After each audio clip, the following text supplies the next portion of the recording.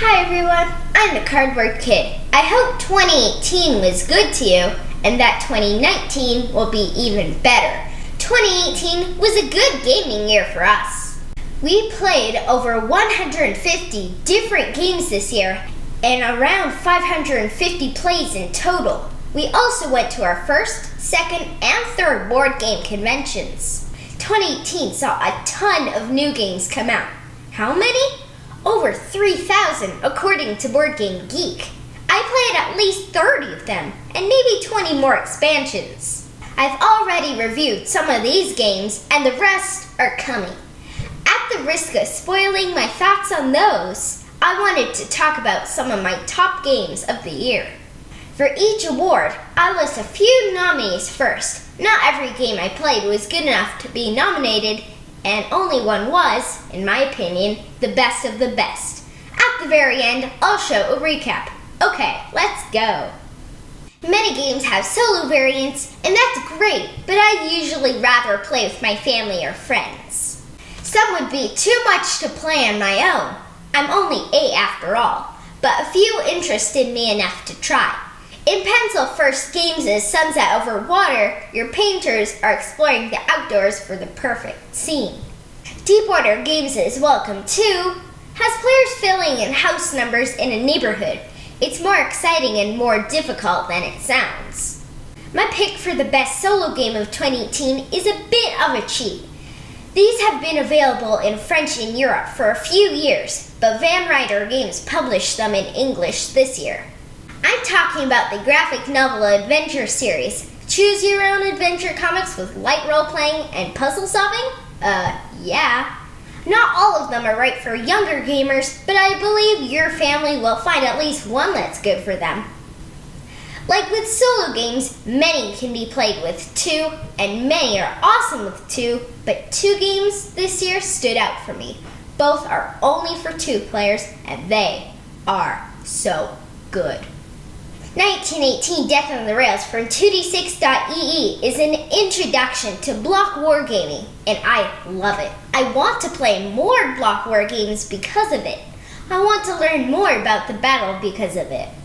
With all that said, I enjoy GMT's Fort Sumter even more.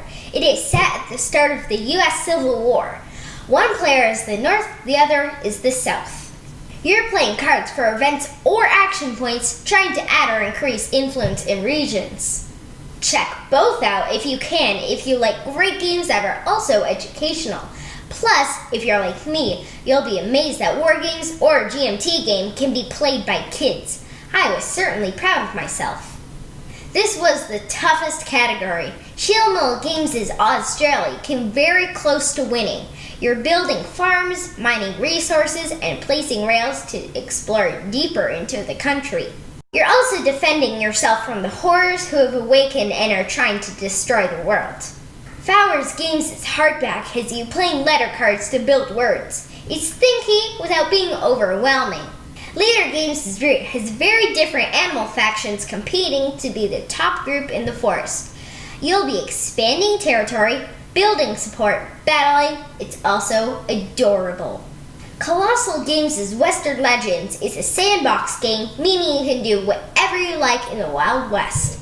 Want to mine gold, play poker, herd cows, stop bandits, rob players, do a bit of everything? It's best with 4 people though.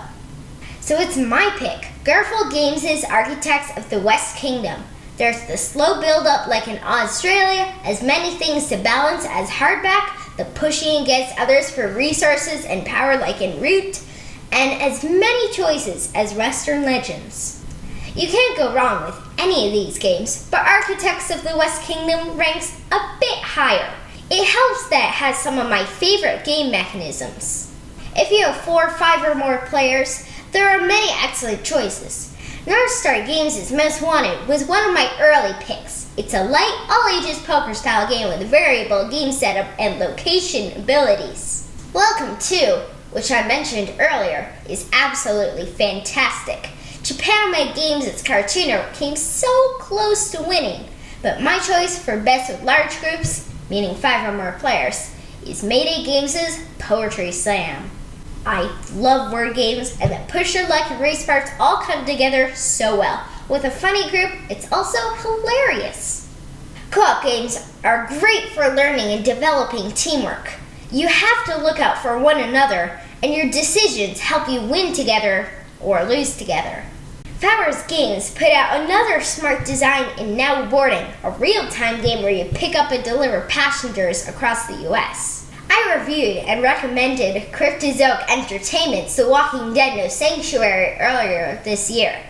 Both fell short of a different game by New Sanctuary's designers, Adam and Brady Sadler. Blacklist Games' Street Masters takes the best parts of No Sanctuary and makes them even better.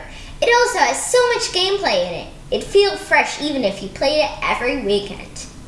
When gamers talk about a game being light, medium, or heavy, they mean how easy it is to learn, how easy it is to understand the strategies and how everything fits together, and also the rulebook and length. Heavy games are often brain burners that get players thinking and overthinking about every move, action, and possibility. You know what though? Some light and medium games can offer gamers quite the challenge as well. I already mentioned 1918 Death on the Rails and Welcome to. Capstone Games' The Estate is an amazing auction game where you're bidding on buildings to place them in a neighborhood. There are rules to how they're placed and how they're stacked, and even modifiers that can help or hurt you. The whole thing comes down to having the topmost pieces on the towers in a finished row. It's a puzzle game and a bit of an abstract, but it's so good. I had a tough time deciding on the winner here, but I eventually decided on Now Boarding. You can have a great plan, but if the wrong cards come out, you need to rethink them. You also need to think about your seating, speed, and route limits. Oh, and you only have 15 to 30 seconds, depending on player count, which means you have to make decisions quickly. I love many games, but only a few can be the best, so I wanted to mention the best of the rest. These games fell just a bit short of winning their categories. 1918 Death on the Rails would have won if it wasn't for Fort Sumter. Australia and Root are probably the heaviest of the games on my list, but I think experienced gamers my age and older will enjoy their themes and gameplay. Each turn in The Estate is very simple in terms of what you do and can do, but the real question is what should you do? Hardback takes the excellent deck builder paperback and adds more challenge and decisions, which are both very good things.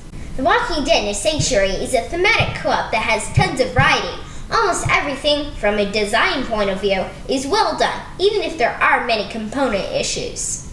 Welcome to adds a fun theme and some new twists to roll and writes, and is great at every player count. Western Legends is so much fun. There's not more to say than that. If you watch my videos, have played a game with me, or know me at all, I've talked about my game of the year with you. That game is Street Masters. Blacklist Games packed this full of a million things in the box, plus it has a pile of awesome expansions. I love this game. My family loves this game. Don't be surprised to see the next game by the Sadlers and Blacklist, Brook City, challenged for 2019's Game of the Year. Let's take one last look at all the winners. The best sold game of 2018 is Van Ryder Games' graphic novel adventure series. The best two-player game of 2018 is GMT's Fort Sumter. The best game of 2018 for small groups, meaning 3 to 5 players, is Garfield Games' Architects of the West Kingdom. The best game of 2018 for big groups, meaning 5 or more players, is Mayday Games' Poetry Slam. The best co-op game of 2018 is Blacklist Games' Street Masters. The best brain burner of 2018, or game that really works your brain, is Fowers Games' Now Boarding. The game of the year for 2018 is Blacklist Games' Street Masters. And that's that. Thank you for watching and supporting The Cardboard Kid. I want to share my love of games with you, and hopefully videos like this help you discover your new favorites. Follow me on Twitter at cardboard_kid to talk games with me, or check out my geek list on Board Game Geek where I chat with fellow gamers about my reviews. Happy New Year and happy gaming!